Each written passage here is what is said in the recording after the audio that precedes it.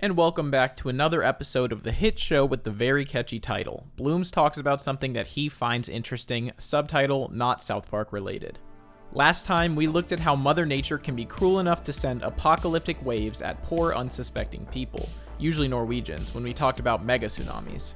Today we're going to be taking another look at the horrific creations of Mother Nature, but instead of natural disasters, we're going to take a deep dive into zombies. Now when you hear the word zombie, you probably think of the endless number of zombie movies, TV shows, and video games that have been made in the last century. Media about zombies has saturated the mainstream in such a way that some may even say it's plaguing popular culture. Now I probably don't have to explain what a zombie is, but I'm going to anyways. The stories tend to vary a bit, but generally speaking, some virus, bacteria, or fungus begins infecting humans, causing them to be killed and their bodies controlled by the thing infecting them, sort of like Plankton when he gets into SpongeBob's brain. Shut your mouth, you mediocre clarinet player. Mediocre? But the most important similarity between all of these stories is that they're just that, stories. They're not real, and there's no such thing as a disease or fungus that can take over the body of a creature and control its actions. Right? Well, no. Actually, there are a lot of parasites that do exactly that, and researching them as much as I have has led to quite a few nights of waking up in a cold sweat. You will be shocked by just how terrifying some of these parasites are, and what they can force these animals to do in order to achieve their goals. But I do find some comfort in the fact that these parasites mostly affect insects and small animals, because it's not like there's a history of things that affect animals eventually affecting humans, right? Right? Okay, well, at least none of the ones that we're going to talk about today infect humans and have shown that they can potentially alter their brain and change their behavior, right? Well, let's just say that by the end of this video, you may feel the urge to start stockpiling and practice your marksmanship, because, as you'll learn, zombie parasites are real and they're kinda terrifying.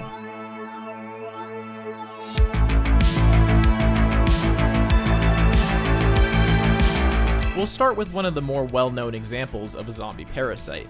This man is not preparing to throw a stray piece of pasta at the wall to see if the rest is finished. He's holding a worm known as a nematomorpha. Also known as the hair worm, these little guys are pretty unassuming. They're just skinny little worms. I mean, what's the worst that they could do? Well, their reproductive cycle is somewhat of an unconventional one. I think the best way to describe it would be incredibly f***ing disturbing. You see, adult hairworms live in or around water, most often in rivers or streams. They reproduce in the water, where the female will lay these long strings containing eggs. These eggs are then hopefully eaten by the larvae of an insect, something like a mayfly, where they will then sit dormant and wait. You see, the mayfly is not the target of this parasite. They simply are used as the vessel for their true target, an innocent little cricket. When a cricket comes along and eats the mayfly, the hairworm begins executing its evil scheme. Once inside, it begins to live off of the cricket's fat stores, completely draining them and weakening the cricket significantly. Man, this one's so sad. I love crickets because they always laugh at my jokes. Where's the cricket sound effect? Wait, this causes them to lose the ability to chirp? Oh, well that makes sense. At this point, having grown to adult size by sucking the life force out of the cricket, it needs to get back to water so that it can reproduce. But the problem is, it's stuck in a cricket, an insect that tends to avoid water since it lacks the ability to swim. So the hairworm's solution to this is to begin releasing chemicals that alter the brain of the cricket. These chemicals essentially put the cricket into a trance, where it mindlessly moves towards any light it can find. During the day, this usually results in aimlessly walking around, but at night, the brightest lights are found in the natural mirrors reflecting the moonlight, bodies of water. When the hypnotized cricket sees this bright reflection, it will make a beeline straight for the water, essentially being led into its own grave. Once in the water, the hairworm will finally emerge as a fully grown adult in a Lovecraftian display of pure horror. Seriously, I'm about to show a clip of it, so if you don't want to see it, feel free to skip to this timestamp.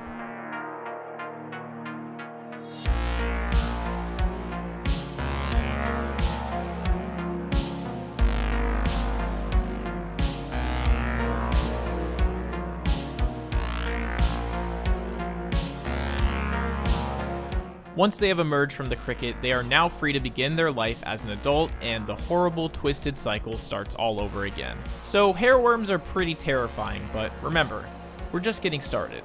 As I mentioned previously, there are many different organisms that can turn creatures into zombies, and now we're going to take a look at how effective a fungus can be.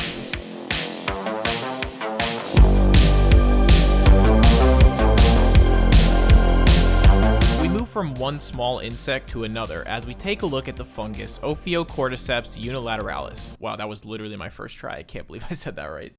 Cordyceps are a fungus that grow in tropical rainforests in many different areas around the world, and they're much more straightforward in their approach to zombifying their victim. They grow in trees in an area where they can assure that their spores will be spread to the forest floor below. On the floor below, an unsuspecting colony of ants is just doing whatever ants do, going about their day, when one of these spores just happens to land on one very unfortunate ant. Once that happens, the fate of this ant is sealed.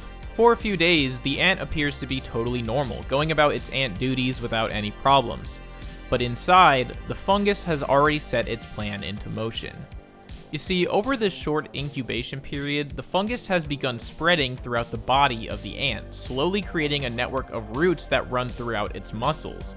This allows the fungus to begin releasing chemicals that interfere with the central nervous system of the ant, essentially surrendering all control of its muscles to the fungus. What's especially terrifying about this one is that researchers seem to think that the fungus doesn't affect the actual brain of the ant, since they haven't found any of the fungus cells in the brain. It's simply intercepting control of its muscles. If that's true, that would mean that these ants would not even be in a trance-like state like how the crickets were. Instead, they become passengers trapped in their own body as the fungus takes over and gains control, essentially acting as a marionette controlled by the fungus. But that's a puppet! No! Once the fungus gains control, it forces the ant to climb up a tree about a foot off the ground. This height creates the perfect conditions for the fungus to grow, with just the right amount of light and humidity. Once the ant is in place, the fungus gives it one final command to bite down on the tree as hard as it can, locking it into place. Now that the ant is exactly where it needs to be, the fungus begins to consume everything inside the ant, killing it and leaving a hollowed out shell that will act as ground zero for the formation of a new cordyceps. In just a few weeks after the untimely demise of this poor ant, new life springs free, as the fungus begins sprouting directly out of the head of the ant. Once the fungus has fully grown, standing atop the grave of this unfortunate insect, it begins to release spores of its own, which then slowly drift towards the forest floor, where they just happen to land on the back of another unsuspecting ant, and the twisted cycle continues. Now, as I mentioned, variations of the cordyceps exist all over the world, and they target many different insects and arthropods. Interestingly, cordyceps were actually the inspiration for the zombie fungus from the video game and TV show The Last of Us.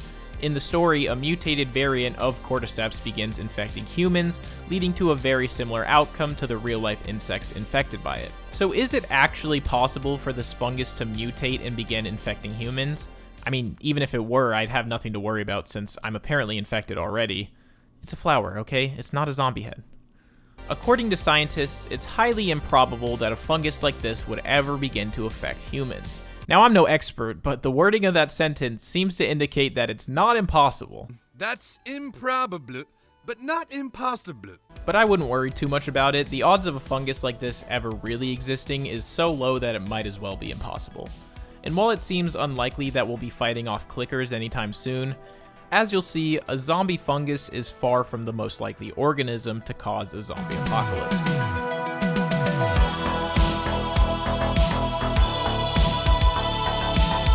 Next, we head down to Costa Rica, a beautiful country known for its rainforests, beaches, mountains, and horrifying zombie spiders. The Hymenopithecus argyrophaga? Jeez. The Hymenopithecus argyrophaga is a species of parasitic wasp that somehow manages to be even creepier than the golden orb weaver spider that it targets. Once a female wasp becomes pregnant, it goes on the hunt for one of these golden orb weavers. It will purposefully fly into the web of the spider, acting like it's fallen for the oldest trick in the book, and when the spider wanders over to the wasp to prey on its victim, the wasp pulls out an Uno reverse card and springs into action, stinging the spider repeatedly and paralyzing it. Call an ambulance! Call an ambulance! But not for me! While the spider is paralyzed, the wasp subtly begins laying its eggs on the abdomen of the spider. The spider doesn't seem to notice, and once the paralysis wears off, it goes about its day as normal. Over time, these eggs begin to hatch, and the larvae begin poking small holes into the abdomen of the spider, where over the next several weeks, it will feast on the blood of the spider slowly enough that the spider won't notice. Once these wasps have grown enough, they are now ready to put the final stages of their plan into action. Now they need a way to make a cocoon so that they can finish their growth into adulthood. And wouldn't you know it, they just so happen to be attached to a creature that makes its own structures. The normal web of a golden orb weaver looks like this, widespread and thin, in an effort to trap as many unsuspecting insects as possible. It's a pretty effective way to catch insects, maybe a little too effective, but it's not the strongest structure for holding up a cocoon. The wasp already has all the food it needs attached to it, so there's no need for a web that can catch insects. Fortunately for the wasp, it came prepared, and it begins to inject the spider with some mystery mind control chemicals that compel the spider to change its web weaving habits. The spider will begin its first stages of its typical web building, but instead of continuing to build its more intricate webs, they repeat these first steps over and over again, essentially creating reinforced support beams that will be able to hold the weight of the cocoon. It also reflects UV light, which prevents birds from flying through the web and messing up the wasp's plans. It's not nearly as pretty, but it's effective, and once the structure is finished, the wasp gets the spider to move to the center of the web, where it simply sits and waits. Okay, not as much sitting and waiting as being entirely consumed from the inside and having a parasite erupt from its body like a chestburster from Alien. The parasite then tosses the desecrated corpse off the web and proceeds to get nice and cozy inside of its newly formed cocoon, where it will remain for a few more weeks until it's ready to emerge a fully grown wasp, allowing the cycle to continue. You know, I didn't think it was possible to make me empathize with a spider. I think they're the closest things we have to Satan himself on Earth, but the fact that I'm on the spider side in this one just goes to show how messed up Mother Nature can be sometimes. But of course, we still have quite a few parasites left to go, and many of them will give this wasp a run for its money.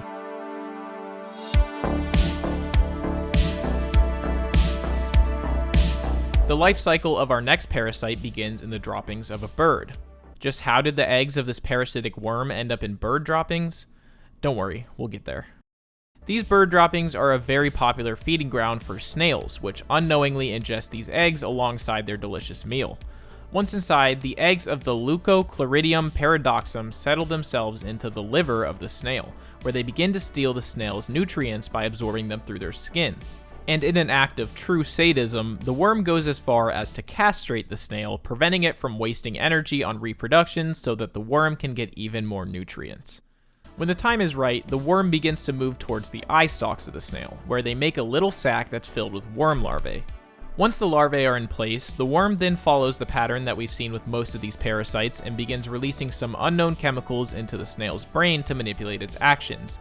These chemicals make the snails essentially sprint everywhere they go, with one scientist claiming that he witnessed a snail moving a whopping 3 feet in 15 minutes, which is apparently really fast. Now, what's especially interesting about this case is that snails are mostly nocturnal, so they don't do much during the day. But for this plan to work, the snail needs to be active during the day, and scientists have discovered that these worms somehow know when it's daytime, as they only set their plan into motion during the day, despite the fact that these worms seem to have no photosensitive organs in their body. The worm also somehow knows to get the snail to climb to an elevated area so that they're easier to spot. Now, snails usually have a lot of control over their eye stalks. They can retract them using muscles or extend them by filling them with fluid, very similarly to the mechanism we see in the male sex in humans. What the snails don't realize is that by eating those bird droppings earlier, they might as well have been eating one of those blue pills, as the larvae begins to fill the eye stalks with so much fluid that they grow unnaturally large. In fact, they become so engorged that the snail completely loses its ability to retract them. As I said, they only do this during the day, and depending on how long it lasts, they might want to call a doctor, because the commercial said that you should call a doctor if it lasts longer than 4 hours. But now that the eye stalks are fully engorged and everything is in place, the larvae decide it's time to activate disco mode. Disco.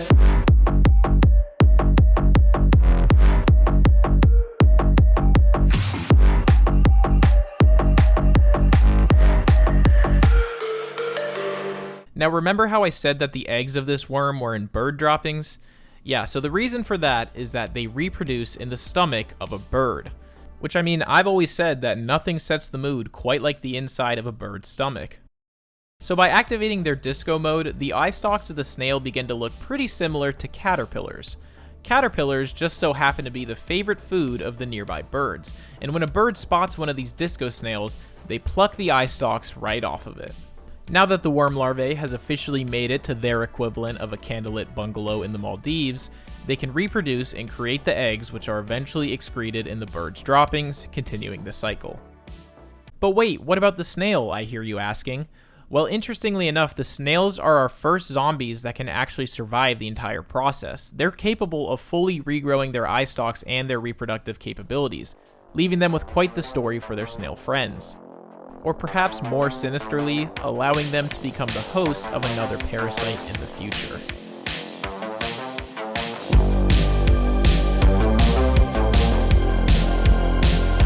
The life cycle of the Dicrocilium dendriticum, or the lancet liver fluke, begins in cow dung. So how did the eggs of a flatworm end up in the dung of a cow? Okay, obviously you figured out from the last one that they reproduce inside of the cow. But the lancet liver fluke has one of the most complex life cycles in this video, requiring it to be eaten by a total of 3 different organisms. It all starts with our old friend the snail, who eats the eggs that are contained in the cow dung. Fortunately for the snails, they are not the target of this worm, and their eye stalks and genitals will live to see another day. Instead, the flatworm eggs hatch inside of the snail, where they are then excreted in its slime trail. And while this is fortunate for our snail friends, it is very unfortunate for our ant friends, who see the slime trail as a delicious snack. Their snack time would turn out to be a fatal mistake, as the flatworms are exactly where they want to be. While in the body of the ant, there are several very interesting things that the flatworm does that we haven't seen in the other parasites. First of all, in order to take control and zombify the ant, the flatworms don't release the mystery mind control chemicals we've seen in the other ones. Instead, one of the worms will make its way up to the ant's brain, where it seems to specifically target the area of the brain used for moving and jaw control. So essentially, there's a worm connected directly to the brain of the ant controlling it, while all of the other worms just kind of chill behind and hope that the captain does well.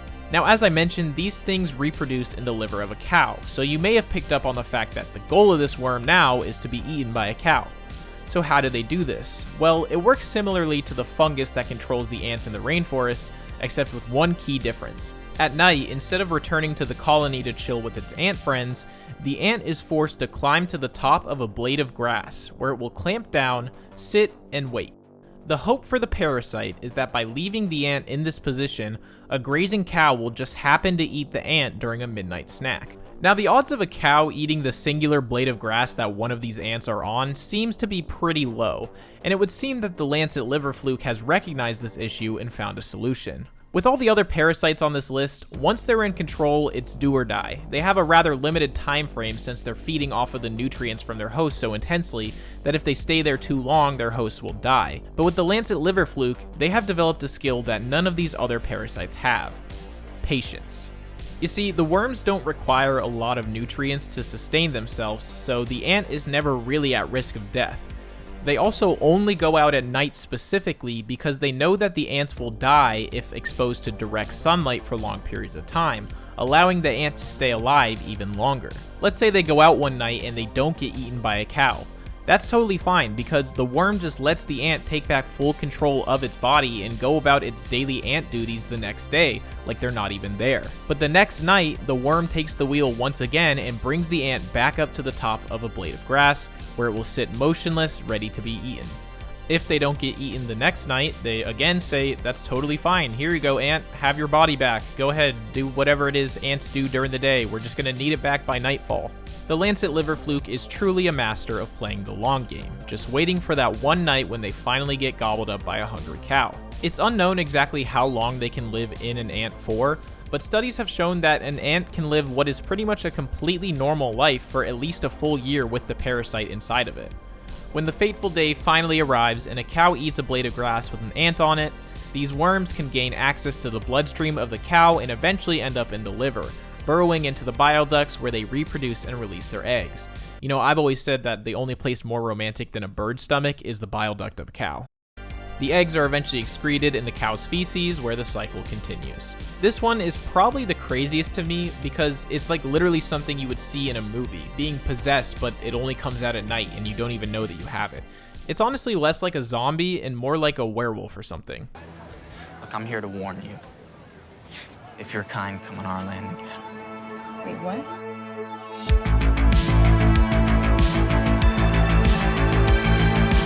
You know, we've seen a lot of weird stuff today, but out of all of them, this one is probably the weirdest. Loxothylicus panapi, or Loxo for short, is a barnacle that is so small it is invisible to the human eye. They have a rather unorthodox target in the world of zombie parasites, and as researcher Carolyn Tepult puts it, Loxo turns crabs into zombies and sex slaves. Okay. So these tiny barnacles float through the ocean until they find a crab that has recently molted, leaving its soft body exposed. It burrows into the body of the crab, where at first it follows the same formula as all the other zombie parasites, essentially creating a bunch of long tendrils and releasing chemicals to gain control. These tendrils and roots run so deep into the crab that they essentially become one with the crab, completely indistinguishable. These tendrils also destroy the majority of the crab's reproductive organs, causing the crab to become infertile. But they also do something special and produce a small little sac that protrudes from the crab's abdomen. If a male Loxo just so happens to swim by, he will fertilize this sac. After the fertilization, the Loxo is able to convince the female crab to care for these fertilized parasite eggs as if they were their own by tapping into their maternal instincts. But what happens if the Loxo lands on a male crab which doesn't have these instincts, I hear you asking? Oh, are you sure you want to know? Okay, well, if they happen to land on a male crab, rather than finding a female host, they go a different route. Forced chemical sex change.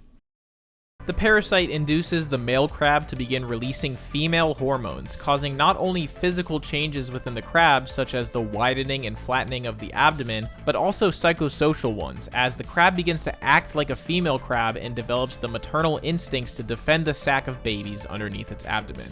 It is unknown how long these crabs can continue to create these parasitic babies, but we do know that they can survive at least 45 days, producing thousands of parasite babies every 10 days. It's insane to me just how much control the parasites have over the crabs. Like, it's literally changing their gender and forcing them to do their tasks. I mean, those crabs may not have a car, but they most certainly have a transmission. Get it? Like, transmission? Like, yeah. Man, I could sure use some of those crickets right now. Too bad they can't chirp.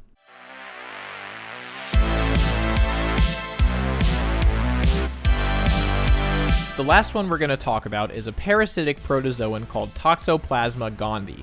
Now, this one isn't as much of a zombie-like parasite as the other ones, it more just alters the behaviors of the organisms that it inhabits. But the reason I've saved this one for last is because it has some very interesting implications for the future of zombie parasites and the possibility of them affecting humans. This parasite resides in cat feces, and because of that, it is very common for many different creatures to come into contact with it through contaminated soil or water. One of the more common hosts are mice. When they become infected with the parasite, the zombie-like nature presents itself in a very different way from the other zombie parasites. Rather than finding a way to mind control the mice, it does something rather unique.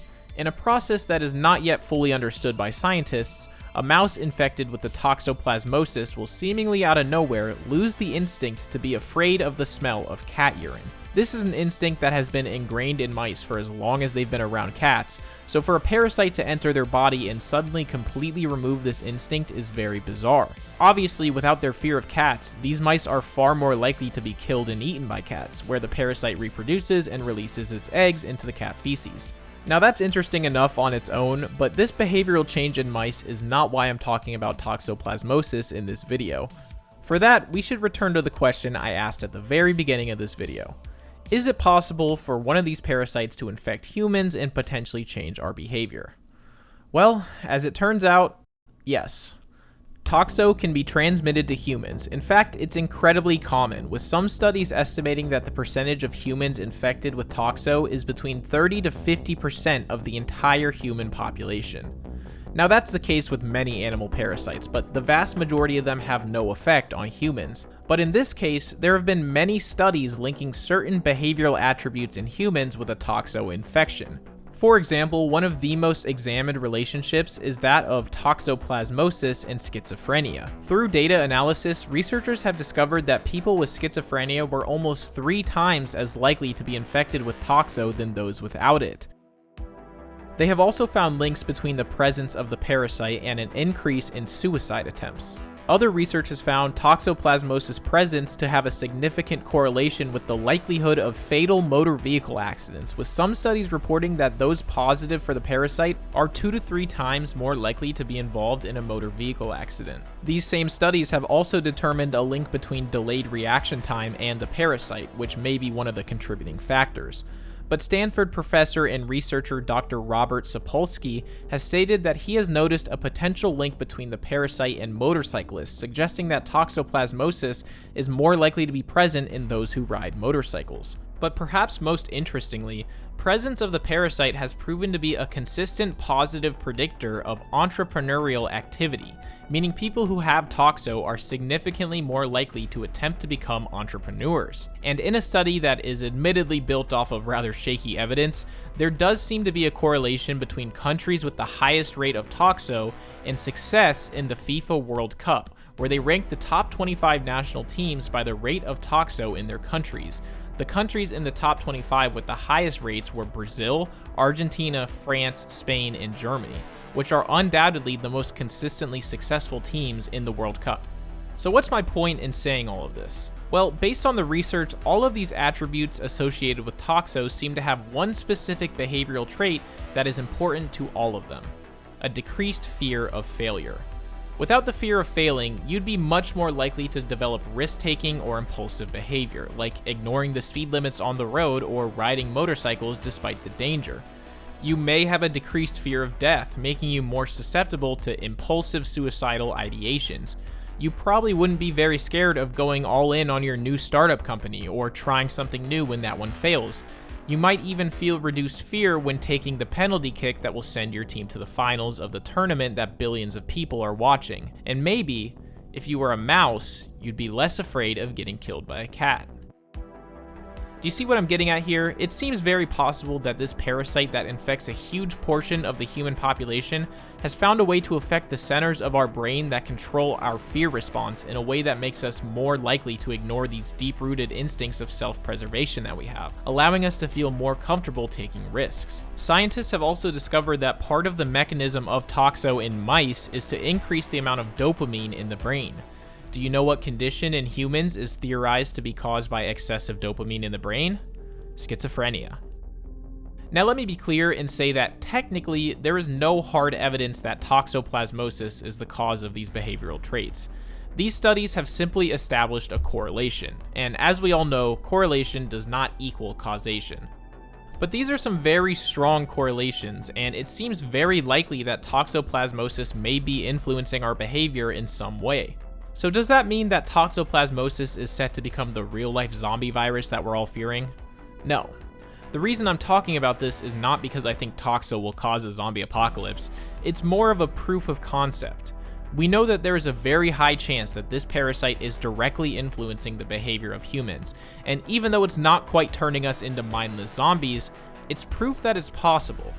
So is it likely that something new comes around that uses similar mechanisms to this parasite that could change our behavior more efficiently and turn half of the world's population into mindless vessels for it to reproduce? No.